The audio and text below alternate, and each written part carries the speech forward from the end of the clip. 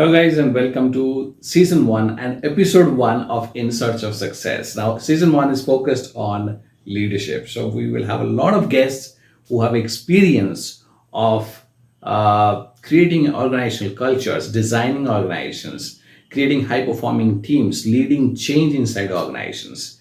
And these are influencers inside their companies and outside as well, right?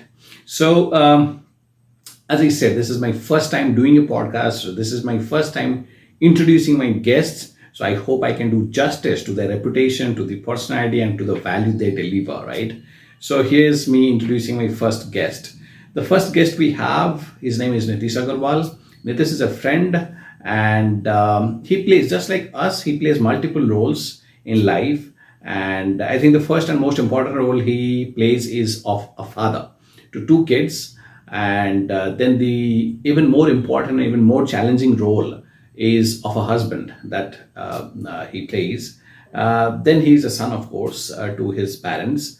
And apart from all this, he's a friend and a philosopher, and he's a creative writer. I can tell you right now that his writing has fan followings. I am one of the fans. And even though his schedule doesn't allow, his workload doesn't allow him to write regularly, he enjoys it thoroughly every time he does it. And people, fans like me, we are waiting for him to write his next article all the time, right? So that's Nitish Agrawal. And when he's not doing any of this, he's not being a friend, he's not being a philosopher, he's not a father, he's not a husband, he's not playing the role of a son, then he takes on the role of the chief customer officer and one of the chief of staffs for SAP India, right? And Nitish brings onto the table, I think, 2 decades of experience in corporate leadership.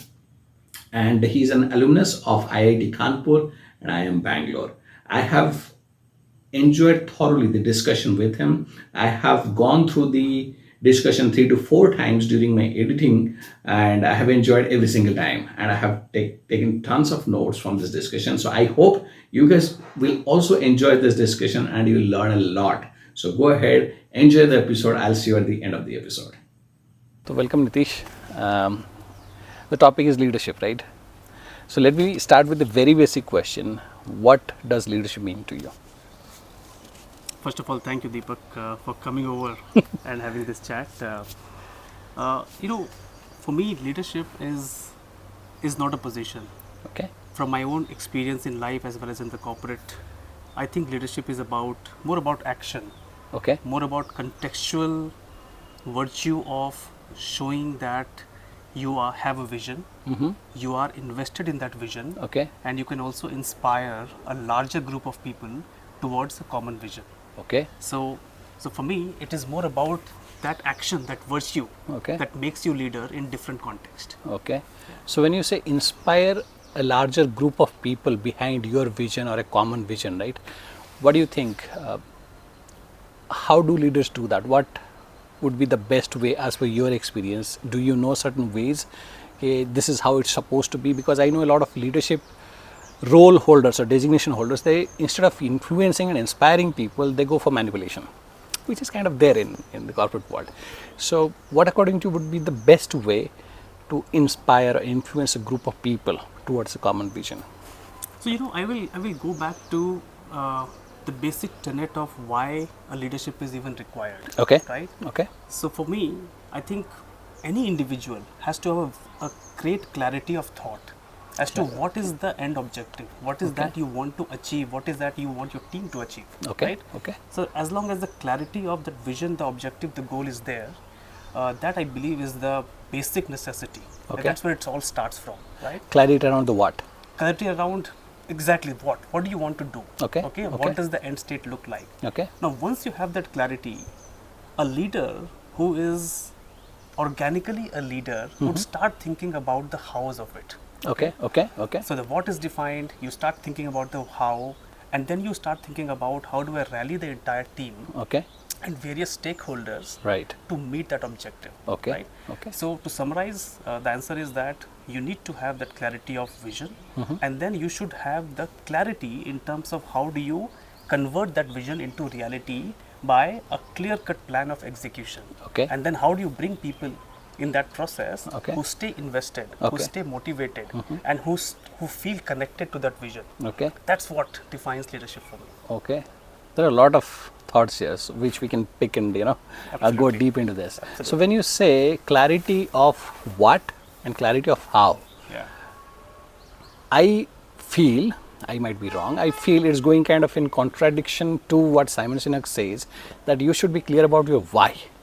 And if you can communicate that why, as you said, as a leader, it becomes your kind of job to communicate that clarity to your audience, to your team members, right? So that you can influence them to stand behind you, right? But I believe what he is saying, you should have very clear understanding of your why, and you should be able to communicate that why clarity to your team members rather than your what and how. So Yeah. what's your take on that? See, my take is, I don't think it's contradicting with what Simon Sinek Okay. thinks about. I think he goes deeper into this thought. Okay, let's go deep then. Because, yeah. So, and the way I understand this, in terms of simplifying this, right? I think before you define the what, our definition of what is more democratic. It Okay. is more simplistic definition of what you need to do, because you've got a larger team. Okay. And they need to understand in a very simplistic manner as to what needs to be done. And Okay. that's where this what comes from. Okay. Simon Sinek goes a level deeper into defining why are we doing what we want to do. Right? Okay, okay. And that goes back to the core purpose of the objective itself, which I totally identify with. So Okay. as a leader, I think your vision should go back to why am I doing what am I doing, and then the what, and then the how. Okay. Right, So so- we are aligned with that. Totally aligned with that. So that makes a leader's job easier, right? When your why is clear, and then you can communicate that clarity of your why and what and how, you can easily align people behind you. So in terms of influence, what my experience has been is there is some base understanding or base collaboration or base overlap should be there between a leader and a group of followers, or if you want to put it that way. And that baseline is trust. If you don't trust a leader, you will never stand behind his vision, right? So along with this influencing people to by giving the clarity, what do you think is the role of trust that impacts a leader's effectiveness in a corporate today? Well, very good question. And the way I look at it, Deepak, is influence in a positive context, right? In a positive connotation, comes from the trust that you have with your team and the team has on you. Right. Okay, this right. mutual trust is a basic tenet based on which people actually rally behind you, rally behind the objective. Absolutely. So while influence is a slightly, it has got its own limitation in the understanding, I believe the larger context is trust here. So Okay. you said it. I think that trust becomes very, very important. A leader has to inspire that trust, that confidence in Yes. his leadership or her leadership, and then everything else falls into place. It's Yes. about execution. Right. So totally agree with that. So if you have to give me from your journey, right, your experience of working with people, what will be the one or two or three things that a leader must do to kind of create that trust as a base on which they can build all kinds of things, all things will fall in place, right? So what would be those one habit or two habit? Let's say somebody joins a new corporate as a leader, right? Senior leader. So what is that first two or three things he or she must do to create that trust? Because I'm kind of going to the context set by Brené Brown here, who talks about vulnerability as a leader, right? So do you subscribe to that, or you have some other experience in life or working with different people that they should do these one or two things to create that trust? How do you do that? Yeah, Deepak, you spoke about vulnerability, and I'll start with that. Okay. I think vulnerability for me stems from another virtue, which is authenticity. Authenticity. Okay. If you are authentic, if you are yourself, okay, then of course all these things will show up. You are vulnerable, you are insecure, you are stressed in some situations, and it's all fine. Fine. As yes. long as you are true, you are transparent to your team, I think that's what the team looks at you. So the authentic team- to yourself, and that is kind of visible to everyone. Absolutely, because you can't fake it. You can't all the fake time, it. right? Yeah, right. If you are authentic, you are authentic. That's it. That's only one definition of it. So, being vulnerable is fine. Okay. If you look in the context of authenticity. Now, if you are a new leader, assigned leader for a team, you need to understand where each person stands in the team Okay. in terms of his or her thought process, in terms of how she sees what we do, why we do. Okay. Right? How do we impact the lives of our customers? Right. Suppose a corporate context. Right. I think it's very important to understand everybody's vantage position. Right. And then as a leader, you need to understand the larger objective and see what role can each person play in the larger objective so that he or she feels very connected to the vision. So for me, that's a very important aspect. I have seen a lot of leaders joining my company in different roles. Even whenever I have taken up assignment, the first few weeks should actually go in understanding what your team does, thinks, Right. approaches, right? And then it is all about mapping that mindset with the larger objective. Okay. So going back to what you said, building that trust with the team on basic tenet of transparency, authenticity, and maybe vulnerability, and then you win the team over, right? It becomes a part of the larger family, part of the larger revolution. So if I have to take one habit out of it for leaders who are aspiring leaders or executive leaders who are joining a team, the first thing is talk to people, understand their point of view, Absolutely. right? And then you can decide where they fit in the larger scheme of things, right? Absolutely. And in fact, from a tactical standpoint, I will tell you, because most of my learnings have been experiential. Okay, I've not read a lot of books about leadership. Exactly. And one of my peers actually talks about there are 100 books about how to get fit, but then you know how many people are fit, right? So it's about experiencing it. It's about walking the talk. So absolutely that point, right? Whenever a new leader joins a team, talking to people and without any bias, because whenever you join a big setup, big company, you will have perceived notion, perception about a team, about an individual. The first thing a leader, any individual should do is completely go with a clean slate. Understand people from your own perspective without any bias, without any vantage point. And then when you draw people's strengths and areas of improvement and where they stand, etc., I think half the job is done there. Okay. Yeah. Okay. But from my experience, this is the best way or the best approach, I can say. But is this the real and practical way people do? I kind of disagree. In the corporate world, I don't see a lot of leaders practicing this. They know about this for sure. Yeah. Somewhere in the back of mind, some version of this they already know, but they don't do that because when you have preconceived notions, you have perceptions, it goes to your subconscious mostly, and you kind of draw a playground. This is where I'm joining, this is the team, this is the people, and this is what you have, right? So kind of putting them aside and being unbiased and talking to your team member and then chalking out the reality and trying to contradict or compare the reality versus what you have as perception. Do you think it's easy? It is not easy. Honestly, it's not easy. But at the same time, there's a difference between an assigned leader, a manager or a director or a vice president, and a leader who is a perceived leader, a leader who is organically thought of as a leader by people. Right. Mahatma Gandhi did not go and say, I'm Exactly, the manager. Right? exactly. He actually led a revolution. So I believe that there are different types of people in the organization. Leaders, in true sense, are very, very difficult to find.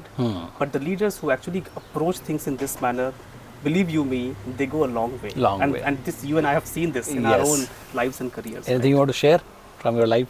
So I have seen a lot of leaders, and like I said, going back to what I talked about leadership, it is very contextual. It is about an action that you take. And the way I break down leadership is not about somebody who is my manager and my team.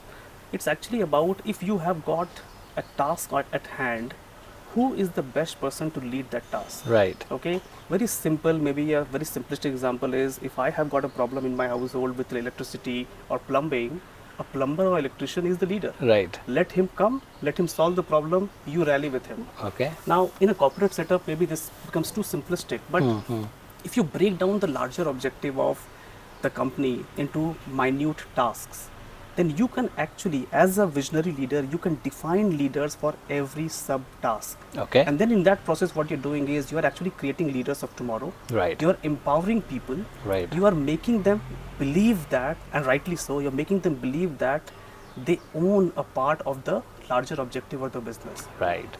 And They feel part of the big thing, right? Part of the team, right? absolutely. Yeah. What do you do Ownership on a daily comes basis? into picture. Absolutely. What do you do on a daily basis that impacts my company at a large scale? Right. The moment you're able to connect Right. what you do with what your company does or your organization does, believe you me, you get a sense of belongingness.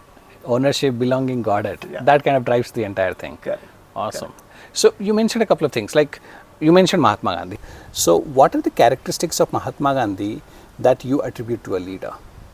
In your mind, what should be? I understand that he had a vision of independent India, right? And he also was able to influence an entire country to stand behind his vision. So, yes, influencing people and then having a vision and clarity around what, how, why, all that is clear. What else would you say is a primary characteristics that makes someone a leader for you? It may be a he, she, whatever it is. What would be some of those primary characteristics? So, staying with the example of Mahatma Gandhi, in addition to what you said, having a clarity of vision, being able to inspire people to rally behind that vision, when I think of Mahatma Gandhi, the image that comes to me or the words that come to my mind are simplicity, authenticity. Okay. Authenticity, okay. Right? And which all of us know. But I believe that those are very powerful tenets that make you that make people believe that you could be the rightful leader, Right. who could Okay. lead us to the larger cause Right. of the nation in this example. So the way he was showed authenticity, he made mistakes as well, Right. which Of are course. debatable. I mean, took steps which are debatable as well. But then he was very true, transparent, authentic, and candid about what he Right. did, especially in his book as well, right? Right. So I believe, apart from what you said, authenticity, transparency, the ability to execute what he Right. wanted to do. Look at literally walking the talk, the Dandi Yatra, etc. Right, So right. I really like the way in which he was able to quickly execute what he wanted to do, and Right. and create a message, make a point to the right stakeholders. So those are the So if somebody has to learn some particular aspect of execution from Mahatma Gandhi, put it into the corporate setup they are in, right? So that they have a vision and they want to align the team, right, behind their vision. What would be some of the takeaways that you would advise them to do? exactly like I said. I mean, strategy is one part of it, very important. You need to understand where the company is going in the next 1 year, 2 years, 5 years. Right. But have a plan of execution and execute on that plan of execution. Right. And be there when the plan is being executed. Right. And exactly that is what signifies Mahatma Gandhi, that he was not sitting in an ivory tower. Right. He did not say, On the okay, ground. okay, go guys, go and do this job Right. for me. He was on the ground, inspiring people, inspiring confidence. So are you subscribing to the phrase lead by example? Absolutely, absolutely. And again, this is a leadership by example, Right. a servant leadership, the bridging the knowing doing gap, and really walking the talk. This is plain simple words, a good business strategy. Right. If you do that, you are just rallying all the stakeholders towards that common vision, including your customers if you are Right. in a business making corporate, right? Right. When you do few things which brings the company closer to a customer, that makes the lives of the customers better, Right. the customers appreciate you, the partners appreciate you, the suppliers appreciate you, and of course your employees will appreciate you. Right. So it's a plain simple good business strategy to have authentic leadership. Right. Now, coming to authentic leadership, do you think the leaders today in the corporate world, do you think there is a shortage of leadership today? Because I keep reading on the internet here and there articles that we have a lot of managers but very less leaders. Is that true according to your experience? Oh, absolutely, yes. Why do you So- think there is a gap between the time of Mahatma Gandhi, where there was no internet, but he had the entire country rallying for him, and we have internet, and we're working with these people day in and day out, and we're still not able to convince them or influence them or inspire them to stand behind the vision, right? What's missing? What's gone missing? So, Deepak, very interesting question and observation, right? The world at that time was so disconnected, and yet there was a man who could actually, Yeah, you carry the vision and then combine people towards that vision across the country, man. across the country, right? But then let's be real that there are not many Mahatma Gandhis, neither in the past nor now. But now the world has become flatter. Okay. I mean, everybody is so well connected. Everybody is like just a call away, right? As we have so many apps and technology has made it possible. But that proximity that technology has brought does not really mean that there is a proximity in terms of the thought process. Are you able to create a mind share? Okay. That mind share cannot be replaced by or enabled by any technology platform. Right. So I think in today's context, if you see, Is it this a is- problem of plenty? Like, possibly yes. Okay. Possibly yes. I would say problem of plenty and lack of clarity in terms of what needs to be done. right. As a basic tenet of getting the job done. So what we do is sometimes in the corporate setup we jump at getting the job done, Right. And when you straight away jump into it, you don't take people along with you. Right. You start executing on some things where you have not really understood the construct of the team, the mindset of the team, etc. Okay. So I believe that the dialogue, that communication amongst the team members, between the leader and the team members, is extremely important, and you should give it time that it deserves. So basically, before you're you start saying a executing. leader has a vision, right? So having a vision and having that clarity is good, but then there has to be communication with the team, with the followers, or with the people that you want to work with, which communication basically translates this clarity to the same group of people, and they now have the same clarity, as well as you have to convince them why this matters to them as well, right? Yeah. So the communication is very important here. Absolutely important. I think communication is something which is underrated, and communication is seen in the context of articulating your thoughts, which, by the way, is a part of communication, but it's actually about understanding. It's also about explaining at the different, the different landmarks of the project itself, so that people know how we are actually moving the needle, so that people know how we are creating an impact. Right. That constant dialogue with all the stakeholders, including your team, is extremely important in today's context. Talking about primary personality traits, right? I personally believe courage is one of the key skills that a leader should have.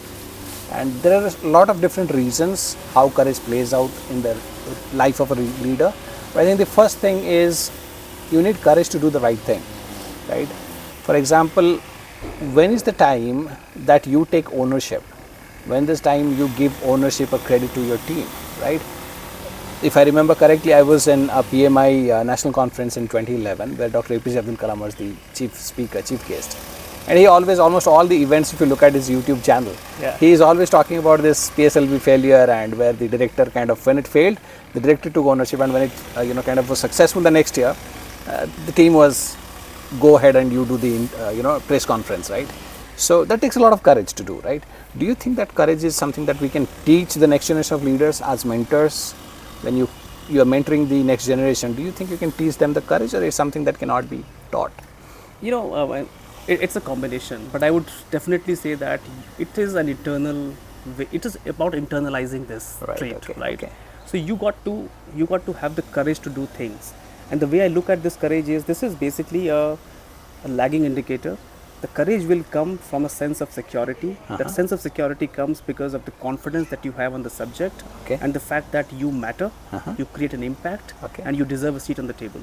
So as long as an individual, you are comfortable with your skin, with the value that you bring to the table, I think the courage will come eventually.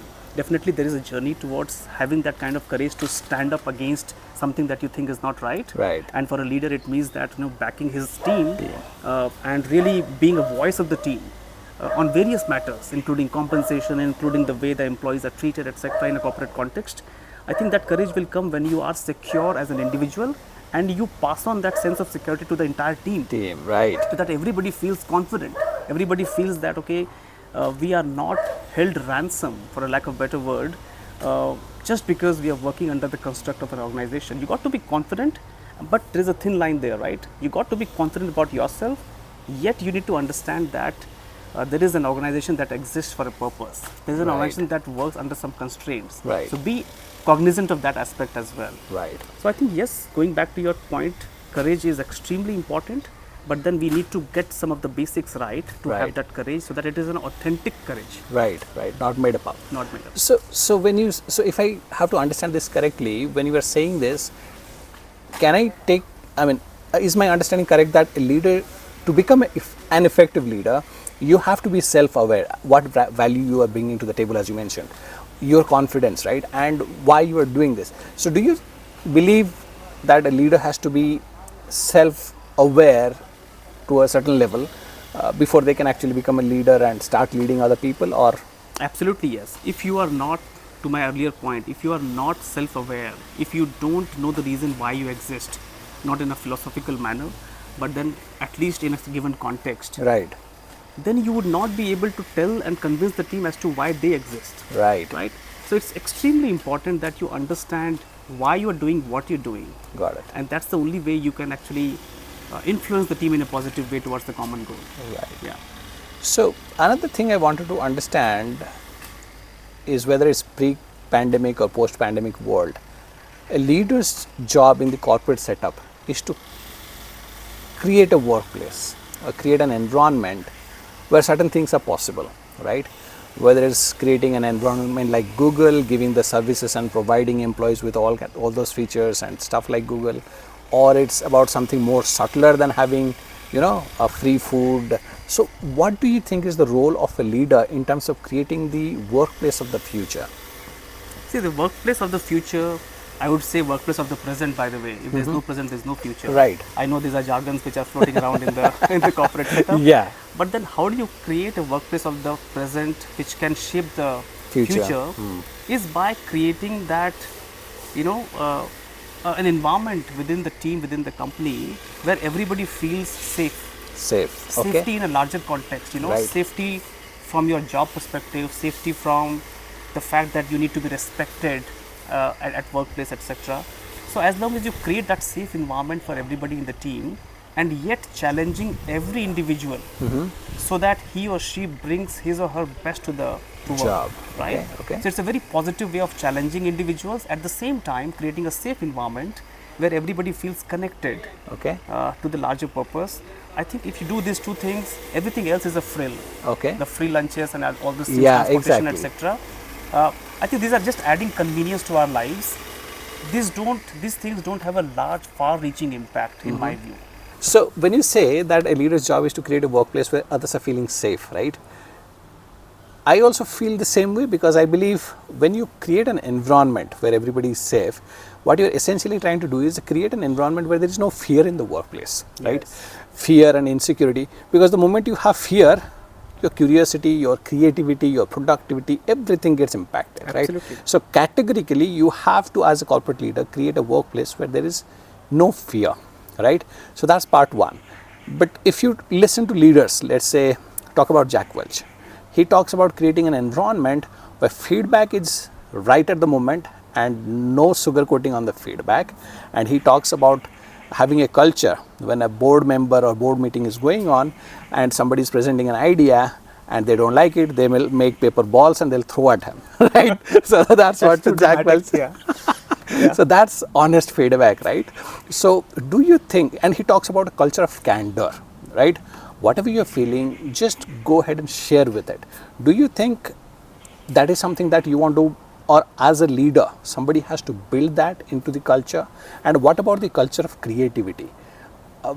When I said culture of creativity, I'm talking about a culture which allows you to fail, because the moment you are talking about creative solutioning, there will be a lot of failures. Yeah. And what kind of culture should you build? So in that context, what would be your answer to the question, in culture building, what should a leader keep in mind? What kind of future workplace or present workplace are we building? And again, I'll share my perspective from my own experiences, Deepak. You spoke about two things, right? One is about the fear.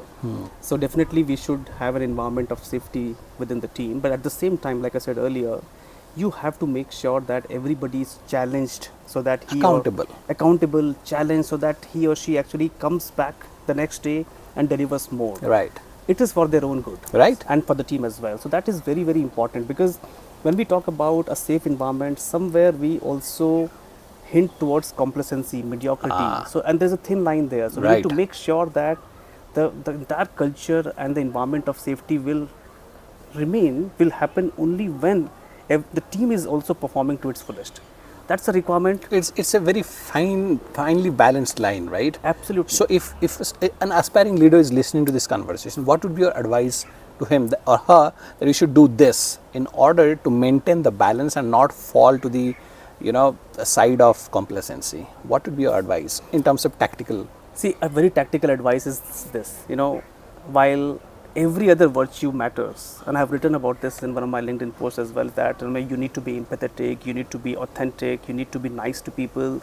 All these things have its own place under the sun. Right. But your performance, is also very, very important aspect. Right. Many a times when we talk about the employee experience and creating the safe environment, we somehow do this at the cost of the performance. Right. I believe that a very practical approach is that everybody should know what he or she is supposed to do, perform to the fullest. Otherwise, everything else falls apart. Okay. So the binding glue is performance for you. Absolutely, absolutely. And I know that I'm making a very unpopular statement here, But then if the performance is not there, if the business will not exist, we would not exist as a team. Right. So let's understand that aspect very, very well. But then there are very nice ways, positive ways, long-lasting ways of creating that sense of safety within the team and yet get the maximum out of the team. You practice something specific that you want to share with us? So I think very basic first principle approach that a leader has to come to approach a day and come to the team with a very open mind. He or she also should know what he or she is supposed to learn. So Okay. because that way they inspire a culture of learning within the team so that Right. the team does better. So what I have seen a lot of leaders doing really well, and I also want to incorporate this in the way I approach work, is just keep an open mind, keep learning, have a very curious attitude, go talk to people. Everybody feels empowered and enabled Ah. when you approach them and ask a question that they have answers to and you don't. Right. Okay. So I read about this interview of a gentleman who interacted with Azim Premji, and this is what he had to observe about Azim Premji, that he's a sucker for knowledge. Ah. He would come to you, he would ask you things like a student, and he would just keep asking. Isn't that true for all the top leaders? Absolutely. Top 20%, It let's is. say, yeah? It is. And then, and like I was telling you earlier, there is a difference between an assigned leader and a leader who is an authentic leader. I mean, he or she So will. position leader and personal leader. Let's say position is not there, but That's a better personally way you to are a define leader. it. You have. Yeah. Okay. You will be curious about things. But then one more thing is that once you learn something, then I have also observed leaders that they would actually maintain that, they will retain that knowledge Okay. and use it to the advantage of the team as well. Right. Right. Right. So I think coming back to my point, the constant learning, the continuous learning is extremely important for the team to feel great, enabled, empowered, so that they do it better, and then they see the results as well. Right. Now, as long as you do that, then the confidence comes in everybody in the team. Right. If there's a winning team, every member of the team will have the confidence. Right. So you talked about continuous learning. So what practices have you seen at different workplaces or even at your workplace, or something that you have read about or studied about, that this is what the company practices to create a culture of continuous learning? Some teams learning on some particular topic and then presenting a business case that we should do this, we should not do that. What kind of practices you suggest or advise, if any, that this is something that companies or teams should do in order to encourage a continuous learning process? Anything? So I think from a company perspective, I know a couple of organizations who actually always encourage employees to do an 80-20. Okay. So 80% of your core job and 20% outside the contours of your job, wherein you pick up any project, you know, and do a fellowship kind of a stuff in other companies. Okay. And what they realized to their advantage was that when these employees actually got exposure outside their functions and they learnt, they came back as more enabled, more empowered. They and brought more knowledgeable. value They to the brought table more now. value to the team. Got it. So I think this could be something that could be institutionalized, but I believe. So when you're talking about these things, what comes to my mind is companies' policies about supporting higher education of employees. Yeah. This is something that probably companies should consider more, or about binding your educational growth or learning with your roles and responsibilities and your corporate growth. Do you think these are the things you are talking about? See, company, yeah, this could be some of these things that company can do. But I am more a promoter of Self-learning? self-learning, yes. But before that, the entire aspect of doing some action on the ground. Okay. So this entire experiential learning is very important on the So you're job. going towards experiential learning. Yes, I think experiential learning is very, very important. Of course, this can be aided by a formal education, which the Complemented company by can other sponsor. stuff. Yeah. But yes, the second point that you mentioned is about the self-awareness. The fact that you realize that the moment the continuous learning stops, you might become obsolete tomorrow. So Right. forget about leadership. As an individual, your value to an organization also might be questionable. So I am a very, very strong proponent of continuous learning. Yes, it requires a lot of resolve. Yes, it is boring sometimes, but then you have to put it in routine, like it's about fitness, right? Right. You cannot decide that you will do jogging or you do 20,000 steps in 1 week of the quarter and then you will become fit. It has to Right. be done on a daily basis. It's a yes. grind that you need to do. So for leadership also, going back to the larger topic of leadership, Deepak, that's also about practicing all the tenets on a daily basis. How do you approach life? How do you approach individuals in the team. So it has to be practiced in a manner so that you Right. sharpen the skills of Right. the leadership as well. It's not about just learning, it's about practicing on the ground and learning from Absolutely. that. Okay. Absolutely. The current work environment and the current tenet of a context of leadership, right? Women leader versus male leaders. Do you see there is a difference? Do you think women are more effective as leaders? Because why I'm asking this is nowadays there is a lot of awareness around emotional intelligence and being emotionally intelligent about your own emotions at workplace and about the emotional state of team members around you, right? Because our emotions impact directly our productivity, right? So do you think that emotion and leadership has a correlation, and if it is, what's your experience around that? And have you worked with female and male, all both kind of leaders, and do you think there is a difference or there is more, as Sheryl Sandberg said, no, the men has been leading for so much and we don't have a lot, so it's time women take the reign, and so do you think that there is a difference in women and men leadership? So I'll answer that question, but before that, you talked about the emotional Emotional aspect, right? Very, very important. Okay. I mean, like I said earlier as well, the emotional connect that you build with your team members, and I'll go back to the Jack Welch example that you gave, right? The reason why he said what he said is because at least he felt that he had that connection with his employees so that he could actually roll up a paper and throw. Right. And that was dramatic, I know. Right. But the point is, you can be so free in your expressions only when you don't have any inhibition with the other members. Right. Because in our family setup, right, Right. we are ourselves. So, and I think that is very important, and that comes because you are very open, transparent, emotionally connected with everyone. Right. Then people just don't take it at your face value. They understand why you're doing what you're doing. So that emotional connect is extremely important. So emotional connect leads to openness, which leads to productivity and collaboration. Absolutely. Okay. Absolutely. Okay. It all leads one to other. Yeah. Now, if you look at women in the workplace, I would not be able to generalize in terms of what are women better at, but I have an appreciation for a couple of things based on my own experience in personal life and professional life, and I'll share those. Number one, if you look at a woman at a workplace, I visualize the tip of the iceberg. Okay. And then the entire iceberg underneath is about multiple things that a typical woman manages in her life. Okay. Okay.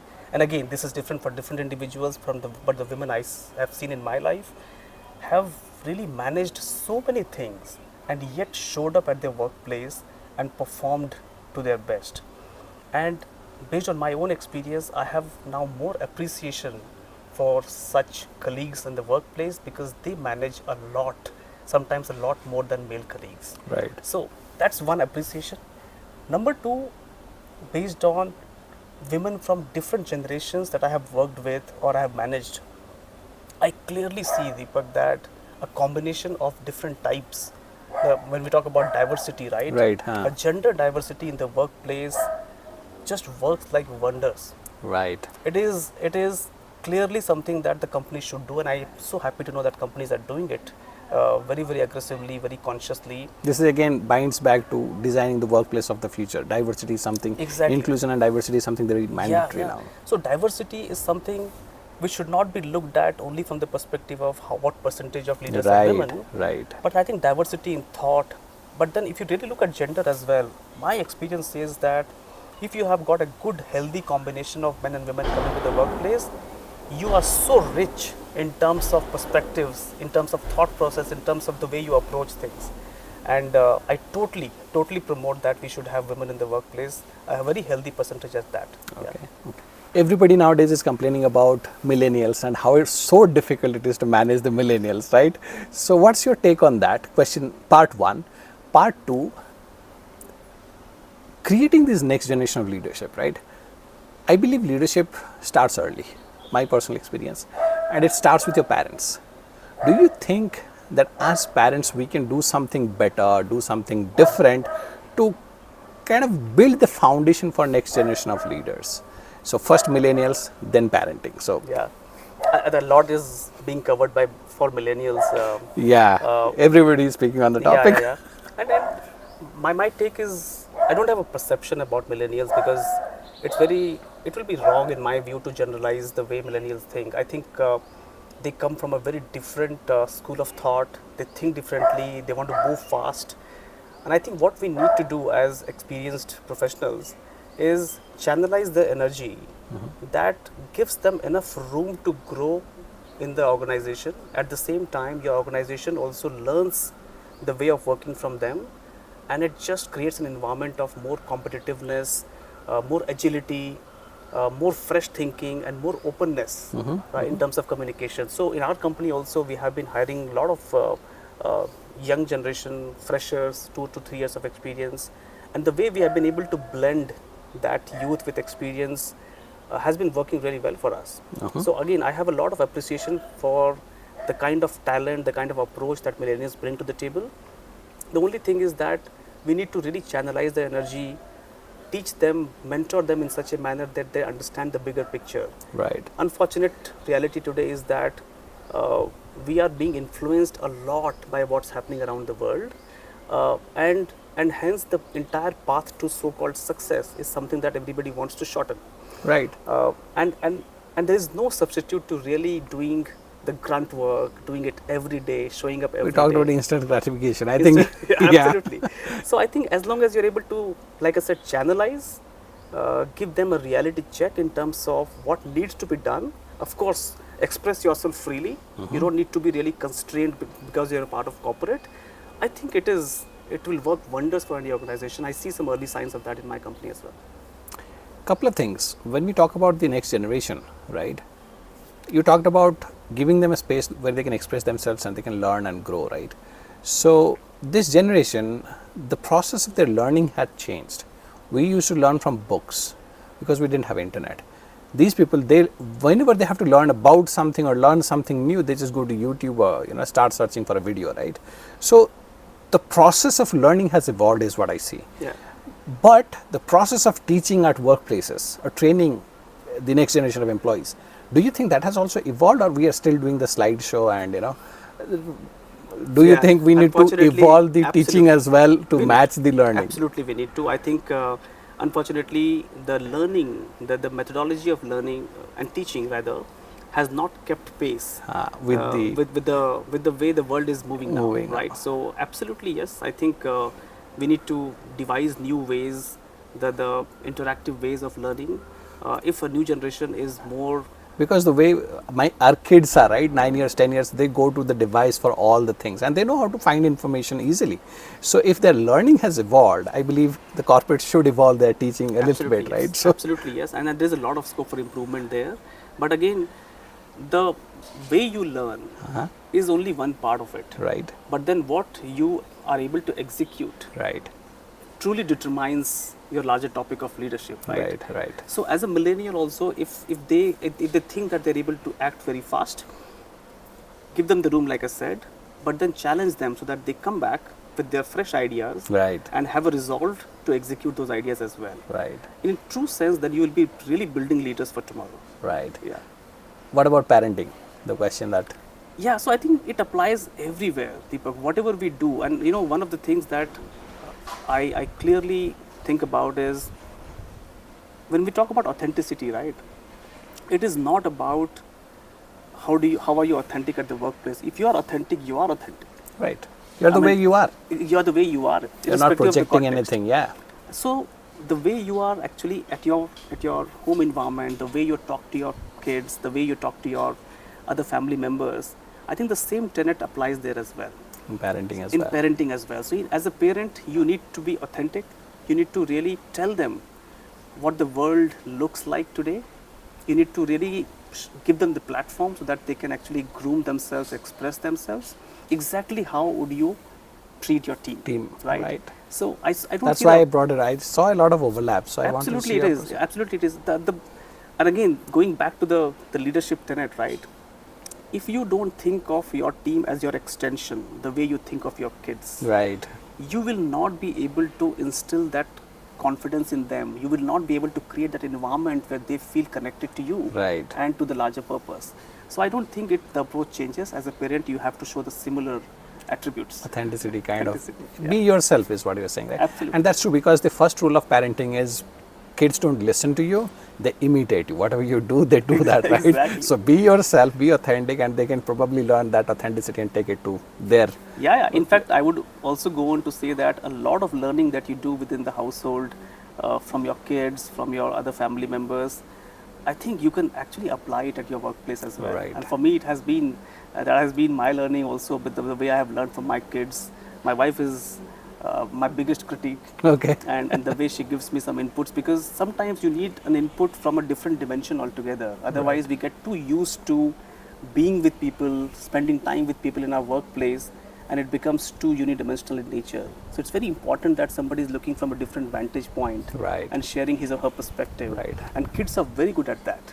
And the way the kids came closer to your workplace during the COVID environment, during the pandemic, Right.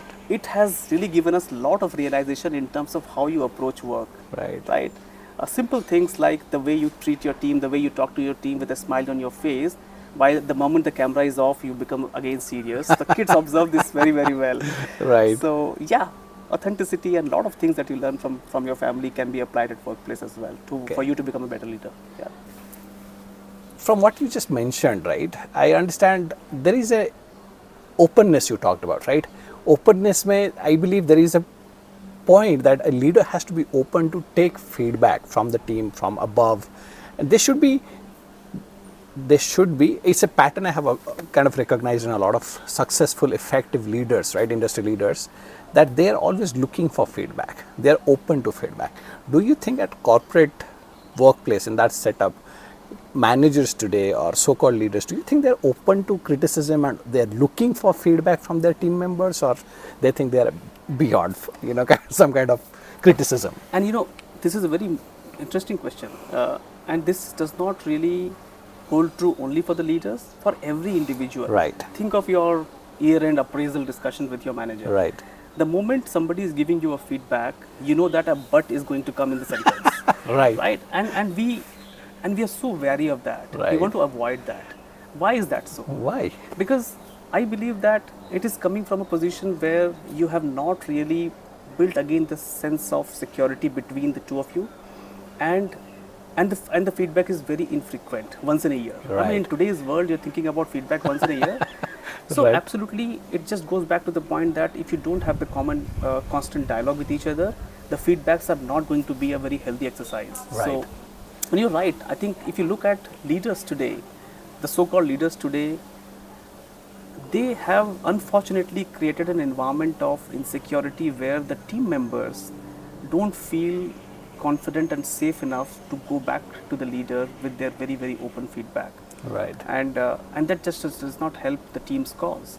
The moment you are open and transparent and authentic with your team, and you provide feedback to the team, and again in confidence so that everybody takes it positively, and that's an art in itself. Right. People also will feel more empowered and able to come back to you and provide feedback. And see, the way I perceive this is also about the feedback about an individual sometimes impacts an individual. I think we have to be mindful of the fact that the feedback has to be done in such a manner that we talk about a certain issue, we talk about a certain topic, we talk about a certain consequence. Right. The moment you bind the feedback with a certain amount of an outcome or a consequence, Right. immediately you get the team involved. Immediately the thought process changes. Right. It is not about you. It is about what I need to do to change the consequence. Right. So it's an art. This is again goes back to building the culture of your workplace or building the future workplace, where you create a workplace where feedback is kind of everybody knows or everybody is educated enough to understand that feedback is always on a particular idea, on a particular topic, on an outcome, on a project. It's not about the person per se, Absolutely. right? So that's something, again, as a leader, you have to build that culture. You have to build that culture. And I'll tell you one more thing here, because in my previous and in my various roles, I have dealt with customers as well. I have seen a lot of leaders from the customer organizations who have really inspired and impressed me. Oh, And some discussions wherein there are huge escalations, the product not working, and one of the leaders that I'm talking about here is clearly talked about that I know that all of us are invested and we have a commitment to solve the problem. right, But we have not been able to solve the problem. So what does it take to solve the problem? right, Deepak, the moment he said that, we felt very comfortable. We felt that here is a leader, here is a customer who does not doubt our intent, who is on our side, but yet wants to challenge us to solve the problem. Right. So if you just imagine, if you bring in this sense of security to the team as well, everybody will be very, very open to any kind of feedback if it is constructive in nature. Right. Yeah. It's a leader's job. Awesome. So I think we're good for part 1. I'm sure there is so much more that we can have 2-3 more episodes on this. Absolutely. But for first episode, I think we're good. I hope the audience will learn a lot and take back to their workplaces, take back to their own practices as a human being about authenticity, about openness, about being open to receiving feedback and being open to continuously learning from workplace experiential learning or formal learning, whatever it is. I believe they will learn a lot. I believe we can come back again and add more value to them soon. But thank you for your time and thank you for sharing your authentic feedback, authentic thoughts and views with us. I'm sure it's valuable. I hope you enjoyed it as much as I enjoyed it. Absolutely, I enjoyed it, and lot of answers that I gave were completely unfiltered. It just came to my mind based on my own experiences. Hopefully, when we meet next, by that time I would have some more wisdom Right. And perspectives to share. But it was a real pleasure, Deepak. Thank you. Thank you so Nitish. much. Thank you. Hello guys and welcome back. I hope you guys thoroughly enjoyed our discussion. I hope there were some key lessons or valuable lessons learned from the discussion.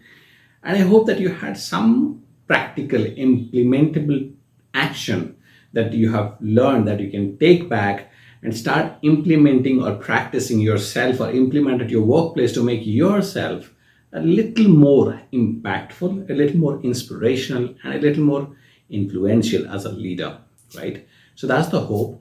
Now, I have to summarize this whole episode, right? And I think the key word or the key message that came out of this discussion with Nitish is authenticity. Be yourself, right? And if you are authentic, right, as a leader and you are ready to walk the talk, then as a leader, you can be actually effective. Now, I will summarize this episode using a quote from late Buddhist monk Thich Nhat Hanh, and his quote was most applicable for almost his generic quote, but I'm going to tweak it a little towards leadership using a word leadership or a leader. And the quote was, the most challenging journey that a leader has to take is an 18-inch journey from the head to the heart. I want to repeat that again. The most challenging journey that a leader has to take is an 18-inch journey from head to the heart. Now, I believe that in this particular journey as a leader, Nitish is a little bit ahead as compared to the other leaders I have interacted with, right? And if you can learn that and take that back and start connecting emotionally with your team members, you will have it easy to understand their struggle, to understand their impediments and take it away from their path so that they can start performing at their best levels, right? So that's how I would summarize this episode. And as I said, I love the way Nitish looks at the world. I love his worldview. It's unique. It's very educational, and I'm privileged to call Nitish a friend, and I'm sure that I'm going to have him in the future episodes as well. Let me know in the comment section what have been your key takeaways, what is that you are going to practice to make yourself a better leader. And if you have any questions for Nitish, go ahead and ask that in the comment section. I'll talk to him, and if I can possibly have an answer, or in season 2, we'll have him back. So that's it from this episode. Episode 1 is over. Next week, we're going to have another guest who is going to talk us or share her journey and her experience of leadership in the corporate world, and we'll see what we can learn from that discussion, what we can take back and start implementing at our workplaces or practice ourselves to make ourselves better leaders. So I'll see you next Sunday at 8 a.m. Till then, take care and be limitless.